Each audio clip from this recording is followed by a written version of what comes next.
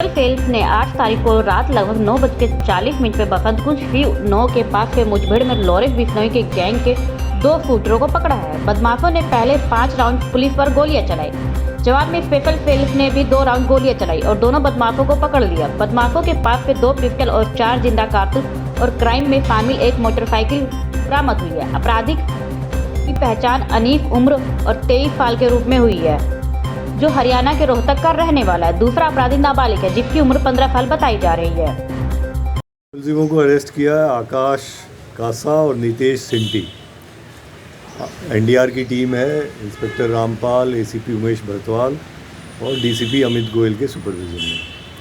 आपको ध्यान होगा 3 दिसंबर को पंजाबी बाग में गोलियां चली थी। एक बहुत बड़ा व्यापारी है लेकर के, जिनका पंजाब में बहुत बड़ा काम है शराब का, और पहले शिरोमणि अकाली दल के एमएलए भी रहे हुए हैं। तो उनके घर पे करीब 5-6 गोलियां चली थी गेट के ऊपर, उनको डराने के लिए। तो केस बिल्कुल ही क्लूलेस था, क्योंकि लड़के ये जो अब आप देख रहे हो हरियाणा के लड़के हैं, वहाँ के आसपास का कोई लड़का भी नहीं था। तो टीम ने काफ़ी मेहनत से दोनों तरह से काम किया, टेक्निकल एनालिसिस भी किया और मैनुअल इनपुट्स भी लाए। इसमें बेसिक जो पहले से आपको बताया गया है, कॉर्पोरेट स्टाइल में ये लोग गैंगस्टर्स काम कर रहे हैं। नए नए लड़कों को ये ढूंढते हैं, हरियाणा के लड़के हैं, राजस्थान के लड़के हैं, और उनको प्रॉमिस कर देते हैं कि तुमको गैंग में शामिल कर लेंगे और तुम्हारे को अच्छा हो जाएगा। अभी इनको कुछ भी पेमेंट नहीं हुआ था इन दोनों लड़कों को, जो आकाश है भटगांव सोनीपत का और नितेश सिंटी है भीकरा चरखी दादरी हरियाणा का। आकाश की उम्र 23 साल है, इस नितेश सिंटी की उम्र 19 साल है। आकाश BA सेकेंड ईयर से ड्रॉप आउट हो गया 5 साल पहले, उसके बाद 3-4 केस में इन्वॉल्व हो गया, जेल में रहा वहाँ पे सोनीपत में, और फिर इस गैंग से जुड़ गया। नितेश सिंटी 12वीं में ही ड्रॉप आउट हो गया और इसको अपने गांव में कुछ इशू सेटल करने थे किसी और के साथ, तो उस चक्कर में इसने गैंग को ज्वाइन कर लिया। अब कहानी वही आती है कि सब जगह जो ऐप्स हैं वो इन्वॉल्व है, इंस्टाग्राम और ये जो सारे ऐप्स के थ्रू कोई फ्रेंड रिक्वेस्ट चली जाती है या किसी को फॉलो करने स्टार्ट कर देते हैं। इनको ये क्रेज़ है कि हम गैंग के मेंबर बन जाएंगे। वो कहते हैं पहले आप अपनी लॉयल्टी प्रूव करने के लिए 2-3 काम बताओ, करके दिखाओ। अब इस केस में भी इनको नहीं पता कहाँ पे गोली चल रही है, वो आदमी का प्रोफाइल क्या है, उससे कितना इन्होंने एक्सटॉर्शन मांगा हुआ है, कितने पैसे की डिमांड है, इनको कुछ नहीं पता है। They are merely foot soldiers कि तुमको ये एड्रेस दे दिया, ये लोकेशन दे दी, तुमको जाके गोली चलानी है। उससे पहले लॉजिस्टिक्स के लिए भी इनको ये नहीं पता कि मोटरसाइकिल किसने अरेंज की है, दोनों पिस्टल किसने अरेंज की है। इनको वारदात से पहले बोला गया कि भाई आप सोनीपत गोहाना रोड या मूर्थल गोहाना रोड पे चले जाओ, इतने माइलस्टोन के पास ये जगह होगी, पेड़ होगा, पत्थर होगा, ये उसकी फ़ोटोग्राफ है, वहाँ पे पिस्टल होगी, वो उठा के ले आना और इतने राउंड होंगे। इसी प्रकार जिस दिन ये वारदात करने आए 3 दिसंबर को मादीपुर मेट्रो स्टेशन से उतरोगे, वहाँ पे ये वाली मोटरसाइकिल है, इसकी फ़ोटो भेज रहे हैं। इस मोटरसाइकिल को आप उठा लेना, वहीं पे चाबी पास में रखी हुई है, छुपा के उस चाबी को स्टार्ट करके उस जगह पे चले जाना।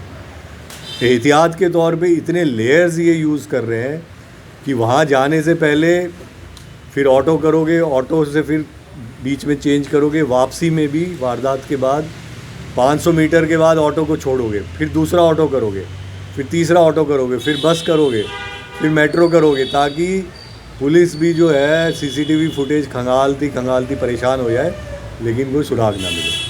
इसीलिए मैं कहूँगा कि बहुत ही काबिल तारीफ़ ये है जो टीम ने जो काम किया है, कि बिल्कुल क्लूलेस था। इनिशियली हमें वेस्ट डिस्ट्रिक्ट की टीम के साथ मिलके काम किया था, CCTV फुटेज वगैरह उनके साथ देखे थे।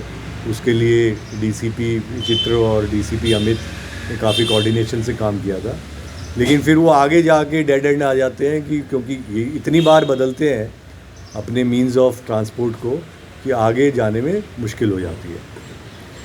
तो जैसा मैं बता रहा था कि ये दोनों तो हैं फुट सोल्जर, अब हम आगे लेयर्स पे काम कर रहे हैं। आगे जो इंटरनेशनल लिंक्स हैं वो गोल्डी बरार, लॉरेंस बिश्नोई और उनके जो मीडियम लेवल के लिंक्स हैं वो दिल्ली में जो गोगी वाले गैंग है और बॉक्सर वाला गैंग है वो लोग हैं। अब इनके पास, दोनों के पास एक ही आदमी फ़ोन कर रहा है, अलग अलग इंस्टा आईडी, अलग अलग अपने नाम से।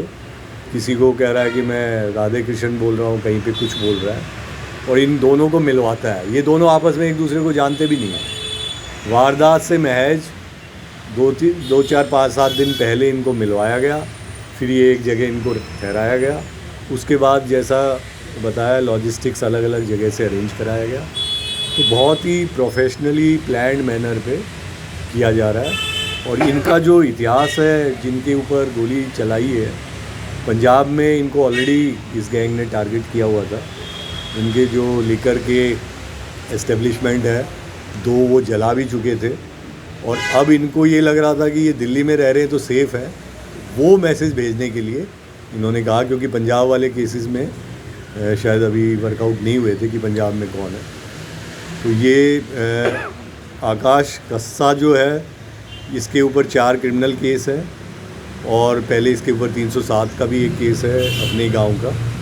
उसके बाद पिछले 5 साल से ये कोई काम नहीं कर रहा है। इसको पैसे की सख्त ज़रूरत थी। इसको ये कहा गया कि तू ये काम करेगा तो तेरी जो फाइनेंशियल हालत, इसके बच्चे भी हैं 2, कि उन सब का परवरिश वगैरह में तेरे को आसानी होगी। और नितेश चिंटी जो है, इसका जो मैंने बताया गांव में राइवलरी है। तो ये केवल कि तू पहले हमारे कहने पे गोली चला के आ जा, उसके बाद हम तेरे को सपोर्ट करेंगे, फाइनेंशियली भी सपोर्ट करेंगे। आज तक इन दोनों को एक भी पैसा, जो इनका वर्जन है, अभी तक कोई पैसा नहीं मिला है कि तेरा ध्यान रखेंगे बस। तो वो है।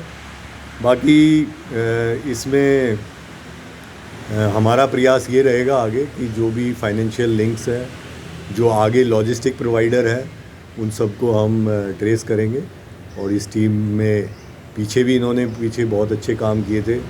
पीछे आपको ध्यान होगा इनके, जिस तरह जो भी दिल्ली में 2-3 केस हुए थे लास्ट ईयर और इस ईयर, वो सब इस टीम ने सॉल्व किए हैं।